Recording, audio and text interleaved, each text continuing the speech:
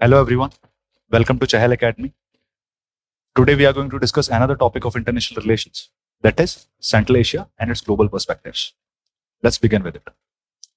In today's videos जो हमें आज डिस्कस करना है, सबसे पहले मुझे देखने को मिल रही है historical significance. What is the historical significance of that particular region. Central Asia का क्या स्थिति थी, क्या पर्सपेक्टिव था during the Cold War period, जिस टाइम पे वर्ल्ड वॉर बाइपोलर और दो ब्लॉक्स में डिवाइडेड था वो. सेंट्रल एशिया की सिग्निफिकेंस क्या है अगर रशिया के लिए बात की जाए, और सेंट्रल एशिया की सिग्निफिकेंस क्या है for the US perspective, and what is the significance of Central Asia for China itself.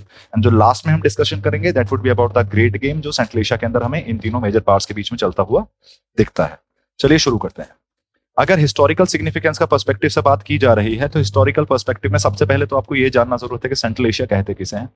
Central Asia is a group of 5 countries जिसके अंदर 5 इस्लामिक नेशंस आते हैं, जिनको हम क्या बोलते हैं, Kazakhstan, Uzbekistan, Tajikistan, Turkmenistan and Kyrgyzstan. These are the 5 nations of Central Asia. अगर इनकी हम एंशिएंट टाइम से या वर्ल्ड वॉर 1 से इसके पर्सपेक्टिव को जज किया जाए, किस तरीके से इन्होंने फंक्शन किया है, तो इन्होंने हमेशा से ही एक इंपॉर्टेंट रोल प्ले किया है इन द ग्लोबल पॉलिटिक्स. जैसा कि अगर मैं एंशिएंट पर्सपेक्टिव से बात करना शुरू करता हूं तो मंगोल इन्वेजन्स की बात करती जाए, मंगोलिया का आपको देखने को मिलेगा. जो मंगोलिया है, present day Mongolia is in the vicinity of central Asian region, तो डायरेक्ट कनेक्टिविटी थी मंगोलिया की भी सेंट्रल एशिया के साथ. उसके अलावा अगर मुगल एक्सपीडिशंस की बात की जा रही है, जो हमारे यहाँ मुगल एम्पायर जिसने फंक्शन किया है फ्रॉम 1526 टू 1857, तो वहां भी मुझे देखने को मिलता है जो इनका एंसेस्ट्रल होम है, जहां से वो ओरिजिनली बिलोंग करते थे, that was the central Asian region. जब वहां वो अपनी इंपीरियल वॉर में और मोनार्कियल वॉर में हार गए तो eventually they move towards India. Basically they belong to Uzbekistan, specifically the Samarkand region. तो हिस्टोरिकल कनेक्शंस देखने को मिल रहे हैं between India and Central Asia as well. Other than that, अगर सिल्क रूट की बात की जा रही है, Silk Route is that particular region, एक ऐसा रूट बनाया गया था एंशिएंट टाइम्स में जो ट्रेड पर्सपेक्टिव से यूटिलाइज किया जा रहा था, ट्रेड एंड कॉमर्स के लिए यूटिलाइज किया जा रहा था, जो कि चाइना को कनेक्ट करता था to the Europe and to the African countries as well. उसको सेंट्रल एशिया से ही पैसेज बताया जाता है, और जो सेंट्रल एशिया को उस टाइम पे रूल करता था वो काफी ज्यादा प्रॉस्पेरस रहता था, काफी ज्यादा फायदे में रहता था, क्योंकि वो टैक्सेस वगैरह कलेक्ट करता था from the traders who were passing from the silk route. तो सिल्क रूट मुझे ये पता चलता है कि एंशिएंट इंडिया में भी, एंशिएंट वर्ल्ड में भी सेंट्रल एशिया की काफी ज्यादा इंपॉर्टेंस रही है when it comes to the trade and commerce perspective. और आज की तारीख में भी सेंट्रल एशिया कहीं ना कहीं तक बहुत ज्यादा स्ट्रेटेजिकली इंपॉर्टेंट है, वो हम डिस्कस करेंगे इसी वीडियो में. अगर वर्ल्ड वॉर 1 पे हम पहुंचते हैं, अगर वर्ल्ड वॉर 1 जिस टाइम चल रही थी, वर्ल्ड वॉर 1 खत्म हो जाती है, सेंट्रल पावर्स हार जाते हैं, एलीट पावर्स जीत जाते हैं, तो मुझे क्या देखने को मिलता है कि imperial control of Soviet union के अंडर सेंट्रल एशिया मुझे आता हुआ दिखता है. 1917 में रशिया के अंदर आया था Bolshevik revolution, basically Russian revolution, जो 2 पार्ट में डिवाइडेड था, फरवरी एंड अक्टूबर. अक्टूबर रिवॉल्यूशन को हम बोल्शेविक रिवॉल्यूशन देखते हैं, जिसके बाद सोशलिस्ट रशिया का मुझे एस्टेब्लिशमेंट होता हुआ दिखता है. तो जार रूल्ड रशिया के अंदर भी central Asia was a part of it. और जब बोल्शेविक रिवॉल्यूशन हो जाता है तो सोवियत यूनियन जो बन रहा है, सोवियत रशिया जो बन रहा है, उसका भी सेंट्रल एशिया एक मेजर हिस्से की तरह काम करता है, मेजर पार्ट की तरह काम करता है. सेंट्रल एशिया ने through out the cold war आपको देखने को मिलता है कि सोवियत यूनियन का एक मेजर इन्फ्लुएंस देखने को मिलेगा आपको इन कंट्रीज के अंदर. ऑफ कोर्स एक कॉन्फ़िगरेशन की तरह काम करते हैं ये, जैसे हम बोलते हैं फेडरेशन की बात करते हैं और कॉन्फेडरेशन की बात करते हैं, तो Central Asia was a confederation. It had some sort of political autonomy, it was under the huge influence of Soviet Russia. इसमें बेसिकली वही 5 कंट्री हैं जिनका मैंने अभी आपको नाम बताया है, basically Kazakhstan, Uzbekistan, Kyrgyzstan, Tajikistan और तुर्कमेनिस्तान.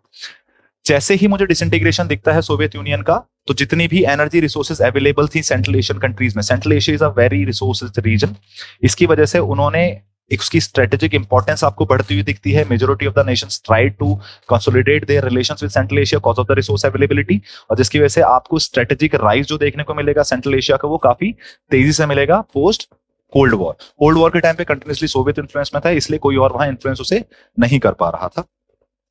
अगर सिग्निफिकेंस फॉर रशिया के लिए बोला जाए, रशिया का एक इंसेपरेबल पार्ट रहा है from the tsar ruled Russia till the Bolshevik Russia till the socialist Russia, और eventually after the disintegration of USSR, commonwealth of Indian states में मुझे देखने को मिलता है कि जो सेंट्रल एशिया है उसने अपनी एक इंडिपेंडेंट आइडेंटिटी बनाई, वो एक इंडिपेंडेंट नेशंस की तरह राइज करते हुए दिखते हैं मुझे, जो अर्स्टवाइल सोवियत रशिया का पार्ट रहे हैं.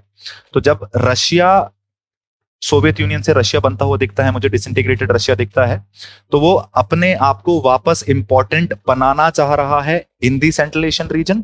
इस वजह से वो कोशिश कर रहा है कि अपनी प्रेजेंस को रिवाइव किया जा सके और जो सेंट्रल एशिया के ऊपर उसका कंट्रोल था, जो होल्ड था, उसको मेंटेन किया जा सके। इसको हम बोलते हैं मॉस्को स्फीयर ऑफ इन्फ्लुएंस। आज की डेट में जो आपको यूक्रेन रशिया कॉन्फ्लिक्ट देखने को मिल रही है, उसका भी यही कारण है कि जो eastern European countries that were also under the influence of Soviet Russia, तो कहीं ना कहीं नाटो के इन्फ्लुएंस की वजह से वो मॉस्को स्फीयर ऑफ इन्फ्लुएंस में एंटर करने की सोच रहा है। NATO forces basically the capitalistic economies, जो रशिया को बिल्कुल भी पसंद नहीं आ रहा है। तो same goes with Central Asia. Central Asia was also the part of Moscow sphere of influence. इस वजह से रशिया आज भी अपनी प्रेजेंस को वहां रिवाइव करने की कोशिश कर रहा है सिंस द डिसइंटीग्रेशन।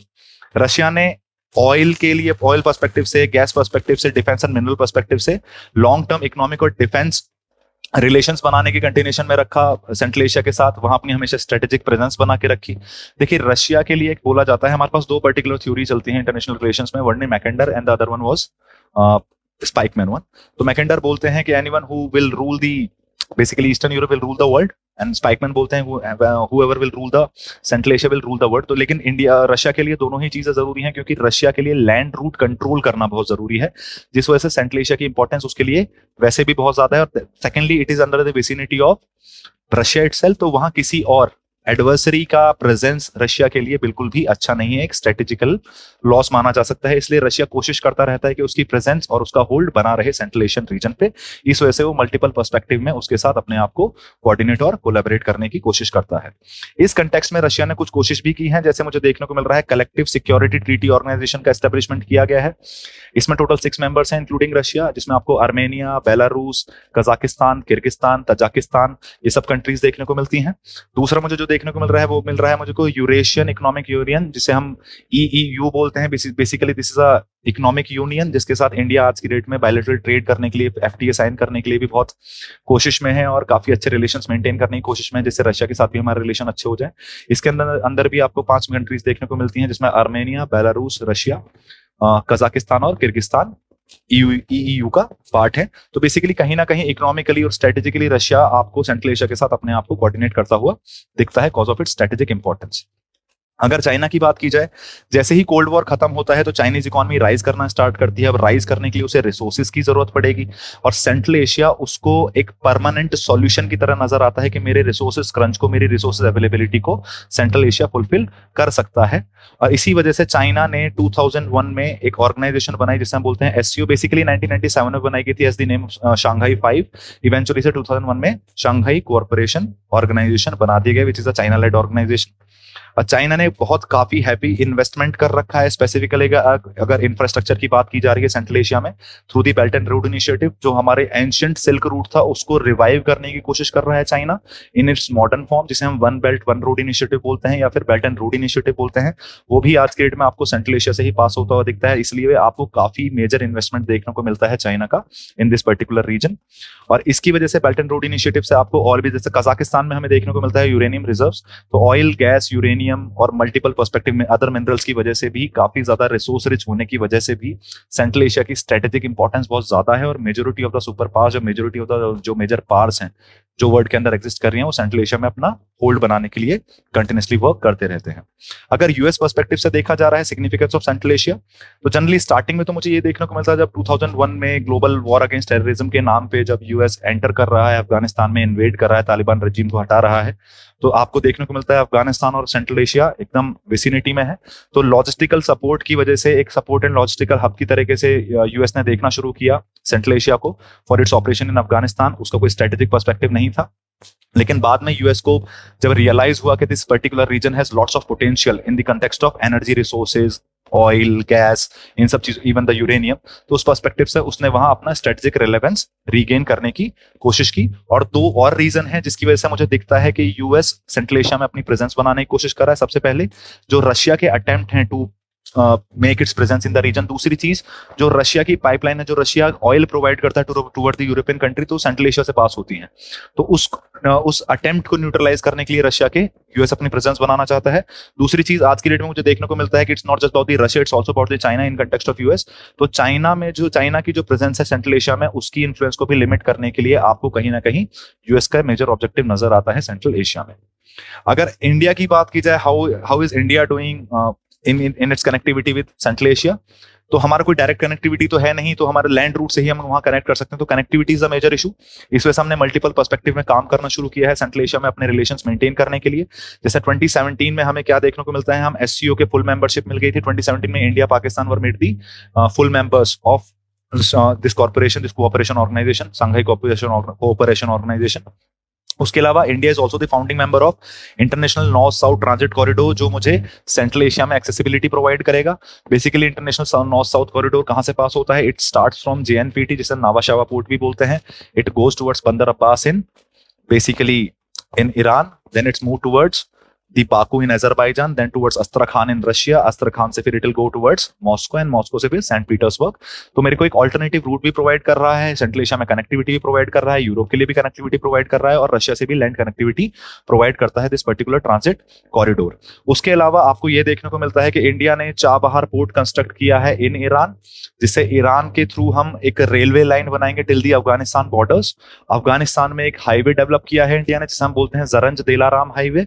वो हाईवे हमें कनेक्टिविटी देगा सेंट्रल एशिया की। तो ये एक और इनिशिएटिव है इंडिया का, जिससे वो सेंट्रल एशिया के साथ अपनी कनेक्टिविटी इंप्रूव कर सके।